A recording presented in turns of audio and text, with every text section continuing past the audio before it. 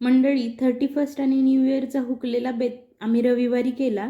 त्यासाठी पाऊण kilo chicken घेऊन त्याची उकड काढून घेतली. चिकनचं सुक्कं बनवण्यासाठी त्यामधले पीस सेपरेट केले आणि जे सूप होतं ते पिण्यासाठी बाजूला काढून ठेवले. याची डिटेल रेसिपी यूट्यूबवर अपलोड केलेली आहे, नक्की जाऊन बघा. त्यानंतर चिकनचं सुक्कं बनवण्यासाठी वाटण काढलं. त्यासाठी खोबरं आणि कांदा कढईमध्ये चांगला भाजून घेतला.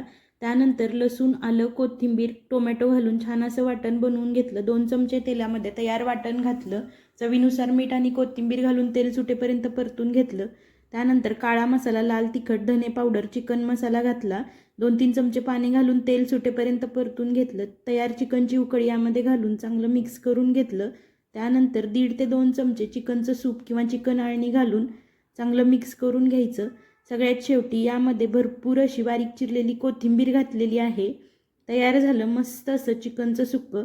गरम गरम चपाती, भाकरी, भातासोबत चवीला अप्रतिम लागतं.